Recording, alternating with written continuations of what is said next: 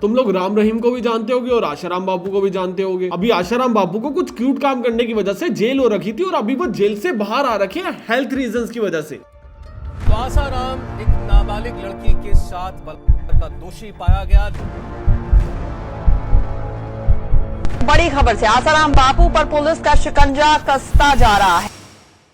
और अभी क्रेजी बात सुनो, जो विक्टिम है वो जाके बोल रही है कि भैया आपने जो आसाराम बापू को बाहर भेजा ना वो कोई बीमार नहीं है, वो आदमी तो बाहर आने के बाद हर समय बाहर घूमता ही रहता है। तो आप एक काम करो, उसकी पेरोल को कैंसिल कर दो और उसको वापस जेल में डालो। और हमारी कोर्ट ने विक्टिम की बात सुनने से मना कर दी और हमारे बापू को बाहर छोड़ रखा। अभी ये वाली इन्फॉर्मेशन तुम लोगों तक क्यों छोड़ो, कैसे आएगी मेरे को ये बताओ। किसी भी तरह की कोर्ट इस इन्फॉर्मेशन के बाहर आने से खुश तो नहीं है, क्योंकि उससे इनकी बदनामी होगी। गवर्नमेंट खुद इनके साथ मिली हुई है, चाहे वो ओपोजिशन हो चाहे वो रूलिंग गवर्नमेंट हो, जिसके बारे में हम आगे बात करेंगे। मीडिया वैसे ही बिका हुआ है, वो तो क्यों ही बात करेगा। और रह गया सिर्फ और सिर्फ यूट्यूब पे बात कर लो तो स्ट्राइक आ जाती है। यूट्यूब हमें खुद ऐसे मुद्दों के ऊपर बात ही नहीं करने देता है। मैंने पीछे पायल गेमिंग के ऊपर एक वीडियो बनाई थी और उस पूरी की पूरी वीडियो को टेक डाउन कर दिया गया। एंड टेक डाउन का रीजन पता क्या दिया गया कि भैया आपकी वीडियो के अंदर ना ऐसी वीडियोस और फुटेजेस लगी हुई है जिसके अंदर लड़कियों ने कपड़े नहीं डाल रहे। एंड बकायदा टाइम स्टैम्प के साथ बताया गया कि भैया इस वाले टाइम स्टैम्प के ऊपर है। मैंने जाके देखा कि भैया कोई एडिटर से रह गई होगी, एक बार चेक कर लेते, तो उस वाले टाइम स्टैम्प पे वीडियो ही नहीं है। उन्होंने मेंशन कर रखा है 23.1 सेकंड पे है, वो एंड ऑफ द वीडियो है, उसके अंदर ब्लैक स्क्रीन कर रखी है हमने। मुझे लगा भाई गलती से आ गई होगी, मैंने अपील करी, मेरी अपील भी रिजेक्ट होगी। फिर मैंने मेरे यूट्यूब मैनेजर को रीच आउट किया, मैंने उसको पूरी कहानी बताई कि भैया देखो ये चीजें खराब चल रही है चैनल के साथ। उन्होंने कंप्लेंट फाइल कर दी, एक टिकट रेस कर दी, वो भी रिजेक्ट हो गई। मतलब पहले तो बेनिफिट ऑफ डाउट दे सकते थे कि भैया एआई सिस्टम ने नकार दिया होगा, गलती से आ गई होगी, ह्यूमन ने नहीं देखा होगा। अभी तो ह्यूमन रिव्यू के बाद में मेरी वीडियो हटा दी, और जिस दिन से वो वीडियो हटी है मेरी आधी से ज्यादा वीडियोस डिमोनेटाइज हो रही है। मेरी मेन वीडियो के ऊपर रीच रोक दिया इन लोगों ने। और ये सारी चीजें सिर्फ इसलिए होती है कि भैया इस तरह के मुद्दों के ऊपर ज्यादा लाइमलाइट ना आए। तो इस टाइप का कंटेंट बनाने के लिए हमारे पास सिर्फ और सिर्फ दो ही ऑप्शन है। पहला ऑप्शन ये है कि भैया मैं आर और एन टाइप के वर्ड्स को यूज नहीं कर सकता, मैं दोनों वर्ड्स को यूज करूंगा ऐसा क्यूट बोल के। और दूसरा ये कि अगर तुम लोग इस वीडियो को देखते हुए सब्सक्राइब करोगे ना चैनल को और वीडियो को लाइक करोगे तो एल्गोरिथम को लगेगा कि भैया अच्छा कंटेंट बना रहे आदमी तो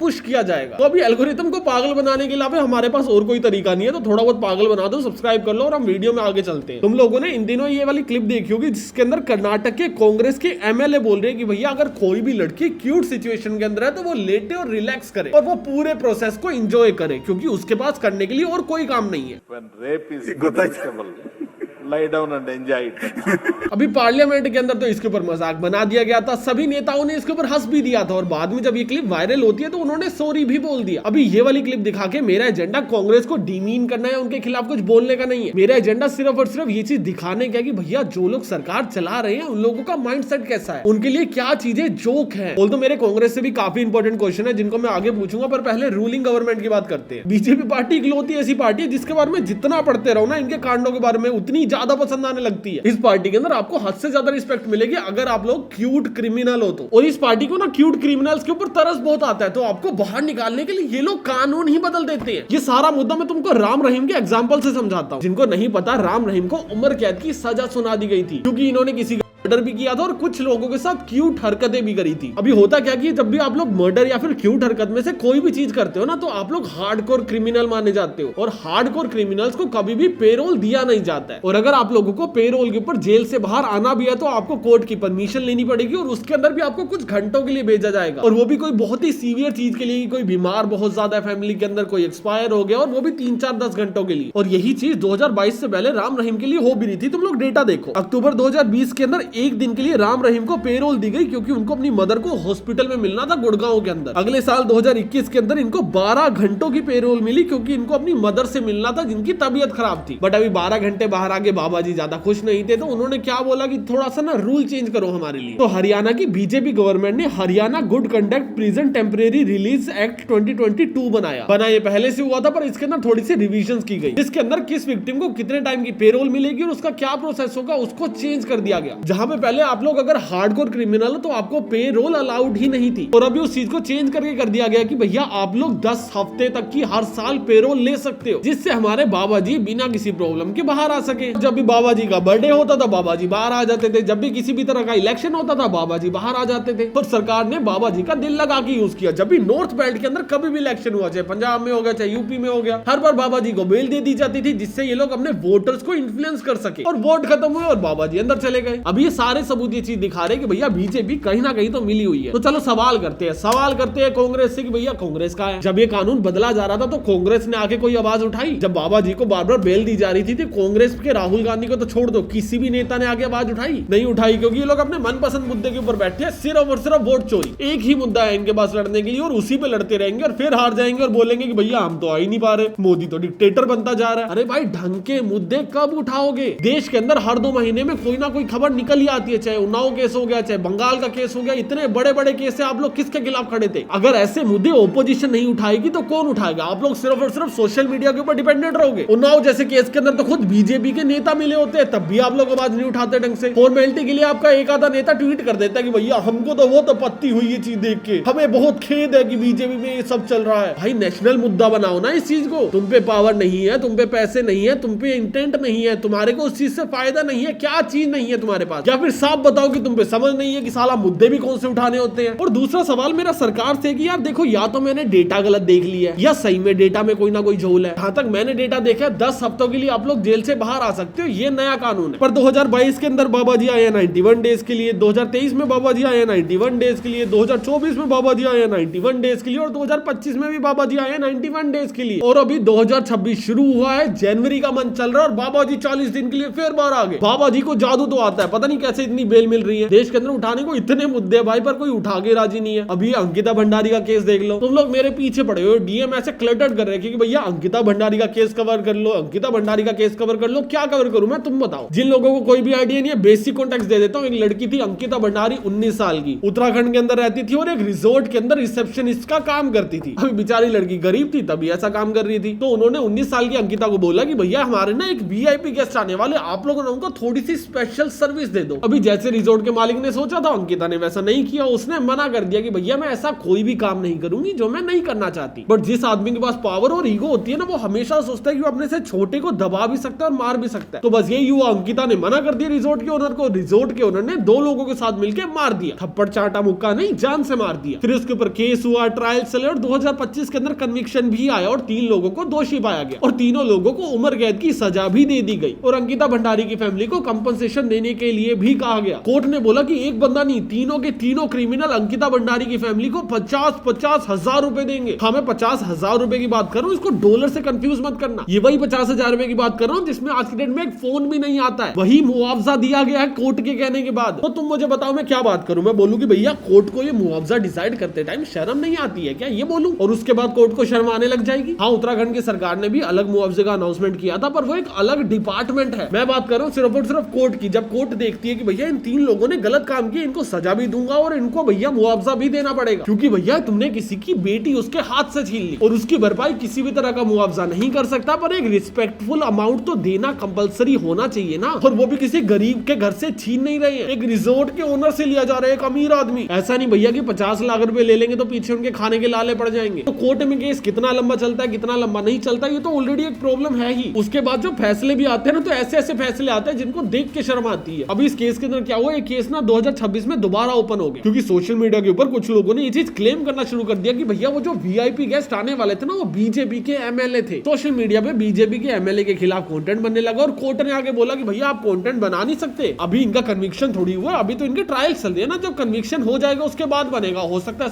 सारे प्रूफ एआई जनरेटेड हो। तो कोर्ट ने तो मना कर दिया कि भैया उनके खिलाफ भी बात मत करो। कोर्ट हमको बात नहीं करने दे रही है। बीजेपी के एमएलए के ऊपर खुद केस हो रखा है। बिहार के अंदर एक बीजेपी का एमएलए चाकू की नोक के ऊपर एक लड़की के साथ क्यूट हरकतें कराया और उसके बाद उस आदमी की हिम्मत देखो, वो दोबारा पहुंच गया कुछ दिन बाद कि भैया दोबारा करूंगा। लड़की उसको रिकॉर्ड कर रही है कि भैया हम नहीं करने देंगे, कहता मेरा कुछ नहीं बिगाड़ सकती हो तुम, पूरी वीडियो पड़ी है इंटरनेट पे। डाल दूंगी सोशल मीडिया में। कहाँ होगा मेरा, पता चलेगा सामाई के साथ। कुछ नहीं होगा, डर नहीं है, डाल दो मीडिया में, क्या दिक्कत है यार। और एक राज की बात बताऊं, अभी भी इस बंदे का कुछ नहीं उखड़ेगा। उस बंदे को पता है वो कौन सी पार्टी में और कैसी पावर होल्ड करता है। उन्नाव केस के बारे में तो तुम लोग जानते ही होगे ना, नहीं जानते तो ये वाली शॉट देखो मेरी। एक 17 साल की बच्ची को किडनैप करके बीजेपी के एमएलए उसका गैंग करते हो। और अभी तुम्हें समझ आएगा कि भैया हमारे देश का कानून अंधा नहीं है, क्योंकि अगर कानून अंधा होता तो हर आदमी को इक्वल ट्रीट किया जाता, पर कानून देखता है कि सामने कौन है। हमारे कानून ने अपने आंखों के आगे से पट्टी हटाई और देखा कि सामने एमएलए साहब खड़े, तो 9 महीनों तक विक्टिम की एफआईआर तक फाइल नहीं हुई। 9 महीनों बाद विक्टिम परेशान होगी, सीएम के घर के बाहर गई, खुद को आग लगाने की कोशिश करी, उसको रोका गया और तब जाके एफआईआर फाइल करी। और जिस दिन एफआईआर फाइल हुई उससे अगले ही दिन विक्टिम के फादर को एमएलए के गुंडों ने मारना चालू कर दिया। अभी विक्टिम के फादर चले गए पुलिस के पास और पुलिस फॉलो करती है कानून, और हमारे देश का कानून अंधा नहीं है। तो गुंडों को पकड़ने की बजाय पुलिस ने विक्टिम के फादर को पकड़ा, उनको कस्टडी में इतना मारा कि कस्टडी में उनकी मौत हो गई। और सिर्फ इतना ही नहीं, विक्टिम के चाचा को 20 साल पुराने एक झूठे केस के अंदर फंसा के अंदर करवा दिया। तो विक्टिम के लॉयर, विक्टिम और उनकी 2 एंड के साथ वो एक गाड़ी के अंदर ट्रेवल कर रहे थे। एक ट्रक चलता हुआ आता है, जान के गाड़ी में टक्कर मारता है और दोनों एंड्स की डेथ हो जाती है। बट ये चीज देखने के लिए हमारे देश का कानून अंधा हो गया था। फिर 2019 के अंदर एमएलए को दोषी माना जाता है, उसको उम्र कैद की जेल दे दी जाती है और 6 साल बाद उसको दोबारा बेल मिल जाती है। और बेल मिलने के साथ ही एमएलए की हिम्मत देखो, बाहर आते ही लड़की को दोबारा धमका रहा है कि भैया आप देखो मैं क्या करता हूँ। विक्टिम और उसकी मॉम ने क्या किया, खुद को बचाने के लिए प्रोटेस्ट करने चली गई इंडिया गेट के ऊपर। फिर एंट्री होती है अंधे कानून की, पुलिस आती है, विक्टिम को उठा के सड़क के ऊपर घसीटते हुए वैन के अंदर भर के ले जाती है और उनको बताया जाता है कि भैया इंडिया के कॉन्स्टिट्यूशन के अकॉर्डिंग आपको स्पेसिफिकली पीसफुल प्रोटेस्ट करना अलाउड नहीं है, क्योंकि वो राइट कानून सामने वाले की पावर को देख के डिसाइड करेगा। एक अकेला हैवान, पहले एक लड़की, फिर एक परिवार और एक पूरा सिस्टम तबाह कर गया। और ये सिस्टम इतना ज्यादा घटिया ये हम सबको पता है, फिर भी हम लोग सामने वाले को चैलेंज देते हैं कि भैया तुझे कोर्ट में देख लूंगा। और ये चीज बोलते टाइम डीप डाउन दोनों को पता होता है कि भैया कोर्ट में कुछ नहीं निकलेगा, क्योंकि आज की डेट में इंडियन कोर्ट सिर्फ और सिर्फ सामने वाले को डराने या फिर अपनी ईगो सेटिस्फाई करने का एक जरिया रह गई है। आपको इंसाफ मिल जाएगा, वो भी इंडिया के कानून में, ये तो भैया आप बैम में जी रहे हो। अभी बीजेपी और कोर्ट को छोड़ के एक ही पार्टी रह जाती है, वो है कांग्रेस। और उनका नेशनल मुद्दा आज की डेट में अगेन भाई वोट चोरी। फिर मैं जब ऐसी वीडियोस के अंदर कांग्रेस के खिलाफ बात करता हूं ना, लोग आगे कहते हैं भैया बीजेपी के खिलाफ वीडियो शुरू करी, कांग्रेस की मार रहा है, तू तो भैया हमको सॉफ्ट इन्फ्लुएंस कर रहा है, तू तो भैया बीजेपी की साइड हो जाता है। मैं दिखाता हूं कि भैया मेरे को बीजेपी से होप ही नहीं है कुछ चीजों में। कांग्रेस तो ओपोजिशन में बैठी है, उनको तो आगे आना चाहिए। तो जब मैं थोड़ी 2 लाइनें ज्यादा यूज कर देता हूँ कांग्रेस के लिए, एवरीवन भी लाइक कि भाई तू तो बिकाऊ है, तेरे को तो पैसे मिले, तू तो सॉफ्ट इन्फ्लुएंस करता है। इन्फ्लुएंस नहीं करता हूँ, वो रियलिटी बताने की कोशिश करता हूँ, जो सोचने की तुम्हारे दिमाग में क्षमता नहीं है और जो सुनने की तुम में ताकत नहीं है। उन्नाव केस के अंदर एक आदमी पूरा का पूरा सिस्टम ही निकल गया।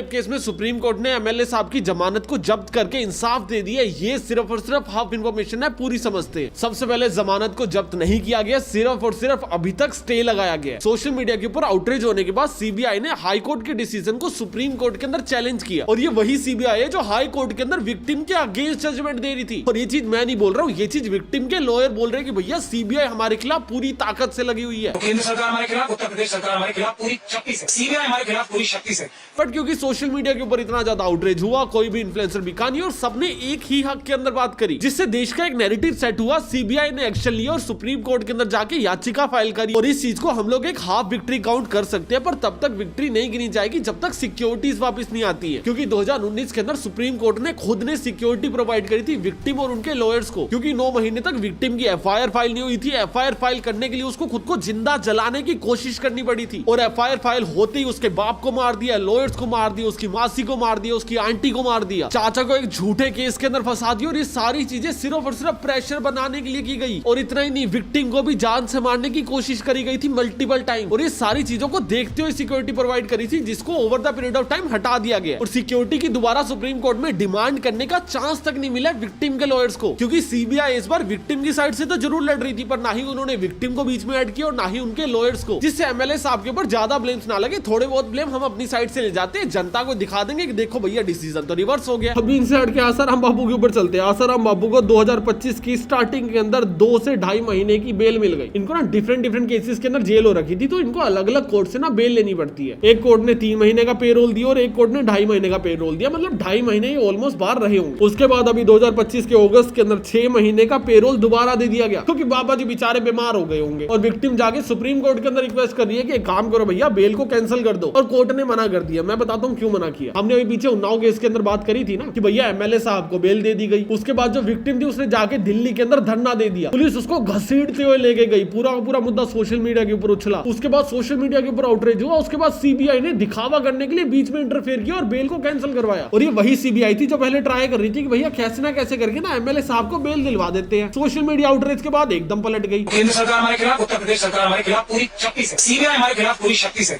अभी आसाराम बापू जी के केस के अंदर ना अभी सोशल सोशल मीडिया पे आउटरीच हुआ नहीं। और हमारे देश का कानून जैसे मैंने पहले भी बताया अंधा बिल्कुल भी नहीं है। और ऐसी वीडियोस बनाने के बाद मेरा टॉप कमेंट पता क्या होता है, मेरे को रीजन मिल गया देश छोड़ने के लिए। भाई मेरा वो एजेंडा ही नहीं है ये वीडियो बनाने का। खुद की वीडियो एडिट होने के बाद देखता हूँ तो सोचता हूँ कि भैया अच्छी वीडियो बनी है, लोगों तक इन्फॉर्मेशन पहुंचेगी। कमेंट सेक्शन देख के सोचता हूँ कि भैया वीडियो डालनी नहीं चाहिए थी, कंटेंट किसी और चीज के ऊपर बना रहा हूँ, ये लोग ये क्या देख के इन्फ्लुएंस हो जा रहे हैं। तो भैया हमने अरावली और उन्नाव केस के अंदर एक हैक तो ढूंढ लिया कि भैया अगर सरकार और कोर्ट को दबाना हो तो सोशल मीडिया पे तमाशा करो। बाकी इस वीडियो का एजेंडा यही था कि भैया तुम लोगों तक वीडियो पहुंचे, सोशल मीडिया के ऊपर आवाज उठाओ, क्योंकि थोड़ी बहुत आउटरीच से कभी कभी सरकार सुन लेती है। मैं तुमसे मिलता हूँ एक अगली वीडियो में, तब तक के लिए बाय।